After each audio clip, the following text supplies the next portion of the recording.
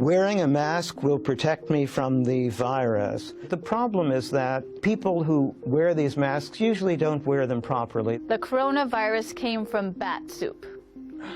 That is absolutely not correct. The coronavirus was deliberately created or released. Giving humans a little bit too much credit here. Hi, I'm Dr. Sarah Madan. I'm the Senior Director of New York City Health and Hospitals System-Wide Special Pathogens Program. And I'm Dr. Stephen Morse, Professor of Epidemiology at the Mailman School of Public Health, Columbia University. We're here to debunk myths about the coronavirus. Let's get started. Getting the coronavirus is a death sentence. Well, there's a lot we still don't know about the coronavirus disease, but based on the data that is coming out, it seems to be a mild type of viral infection. There's a 2% fatality rate and about 18 to 20% that may be in the critical condition range. And those 2% who die are the sickest. They're in the hospital already. So even those in the hospital have probably a 98% chance of surviving. So it's not a death sentence, I agree. It's not a death sentence. Only Chinese people have the coronavirus. Well, it started in China, but the reality is that it's everyone's virus. And if it gets far enough, just like the flu, it could be anywhere. Infectious disease do not respect boundaries or borders. And for that matter, everyone is susceptible.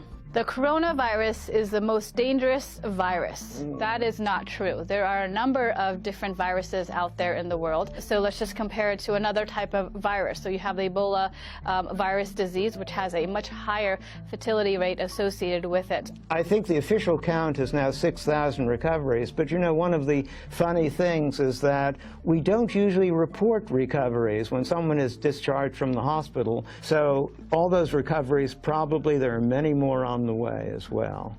Wearing a mask will protect me from the virus. A lot of people like to think so, and of course a mask gives you a sense of security, but the problem is that people who wear these masks usually don't wear them properly. They've never really been trained. They may not know what kind of mask to wear. So there's two types of masks. One, the simple or surgical mask that you see the general population wearing, and then there's another type of mask that healthcare workers wear. It's called the N95 mask, and it's a respirator, and it is able to filter particles that are airborne with 95% efficacy. And the one that healthcare workers wear, they have to go through what we call fit testing, and so to make sure they have a perfect seal. People who may think they want to wear an N95 find it very uncomfortable after a while, so even if it's well fit, it's then especially hard to breathe through. And the mask is really for those that are infected with the actual coronavirus disease, not so much for a healthy individual. So things that actually proven to be effective is washing your hands often, with 20 seconds, as well as obviously if you're sick, staying home. So a number of other public health measures that actually are proven to be extremely effective. The coronavirus came from bat soup. That is absolutely not correct. So what we know about the current coronavirus disease is that it started in Wuhan in a wet market where there's a number of different animals there. So there's a couple of different speculations out there, but not from somebody obviously consuming bat soup. But what we do know, obviously, is that once you actually get the coronavirus disease, the form of transmission is obviously through droplet spread. So coming in contact with somebody that is sick with the coronavirus disease, close contact with them, or contact with their droplets shortly after. You can get sick from a package sent from China. I think it's really highly unlikely when you consider the time it takes for a package to get from China. And right now, what we do know is that obviously these droplets that can contain the viron or the virus itself, it may not be able to survive outside the human body for very long. So even if it may, for example, come on a package or a box, depending on how long it's been there, it may not actually be able to survive outside. But we still don't know. Closing borders will stop the spread of the virus. These types of respiratory viruses, they don't respect borders, as we know. And it's not the fault of a government that this type of outbreak is starting or spreading. It's just the nature of the virus itself. Travel bans historically have proven not to be very effective. In fact, it seems that it was the opposite. They caused more fear, make more chaos. People were reluctant to actually come forward with actually reporting that they had the illness. The federal government does state non-essential travel should be restricted, obviously, to mainland China. That's the epicenter, and that's where there's a lot of community transmission. But outside of China, where you may see there's over 24 countries that actually are reporting to have coronavirus disease, if there is no community transmission, there is obviously no risk to the general public. But continue to look at Centers for Disease Control's website. They have a travel health advisory section that you can actually go to and put the name of the country, and it'll tell you the precautions. And as well as go to your healthcare provider. They can provide some travel guidance to you if you need to travel to various areas that may be reporting outbreaks of coronavirus disease. The virus only affects older people. Well, that's kind of half true. It affects everybody, even children. The older people, however, are the ones who are more likely to have severe disease or more serious disease. So all of us older people have to be careful, but it affects everybody. And even the older people, most of us, will probably not even be that sick. The coronavirus is the same as SARS. So the coronavirus is in the same family as SARS. It's a coronavirus disease. There are two various, and now 3 coronaviruses known to cause more severe infections in humans. SARS is one of them.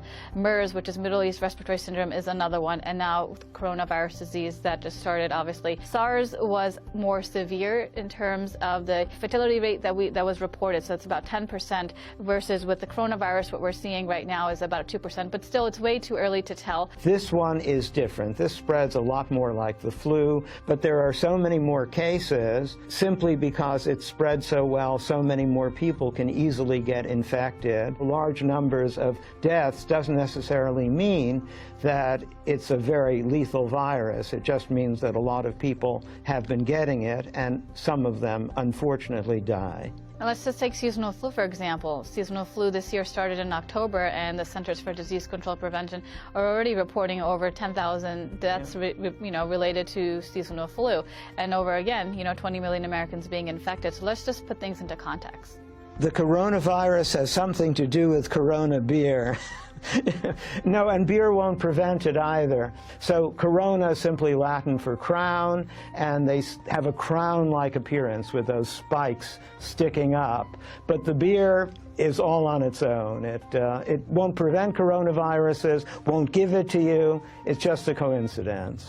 My pet could give me the virus. So with the coronavirus, still there's still a lot we don't know. Right now, we haven't seen any cases where pets are transmitting the virus to their owners. You're more likely to give it to your pet than the other way around. Yeah. Take good care of your pets. Yeah. The coronavirus was deliberately created or released. Giving humans a little bit too much credit here. So we basically had 3 coronaviruses in 3 decades, but we know that there are a lot of them in nature that look exactly like SARS, and this one doesn't look special. So this is just another one to add to the collection. Infectious diseases can be caused by a number of different things. Obviously, they're natural in the environment. It could be due to, obviously, climate change, ecological factors, agricultural factors, human behavior, and these are constantly happening around us, so outbreaks are inevitable. It could be very surprising that anyone would have figured out a way to create it. We still are way behind nature in being able to do that.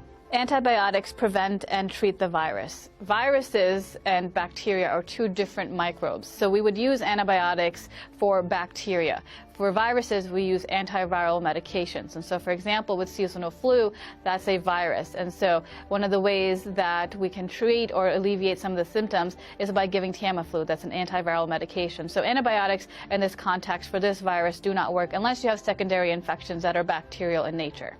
And this is a very common misconception. There are a couple of drugs now that are experimental, but they're in the development stage, that are showing promise against this particular virus. We're still in the early stages of the coronavirus disease. There's a lot of rumors, things that are not factual. So really go to credible sources. Go to public health websites that are credible. Go to the World Health Organization's website. Go to your local health department's website, or even go to your healthcare provider to get more information if you're curious. And if you want to read about all the emerging diseases everywhere in the world, you can get on the ProMed website or even get email. And I think there has been a lot of fear around this, partly because we've heard of these other coronaviruses like SARS. But I think panic or fear is not really what we need. These outbreaks are inevitable, and we need to continue to prepare for these types of outbreaks. We need to invest in global health security. A best case scenario, obviously, is that it all gets under control, and hopefully we'll have vaccines and other things and have learned something from the experience.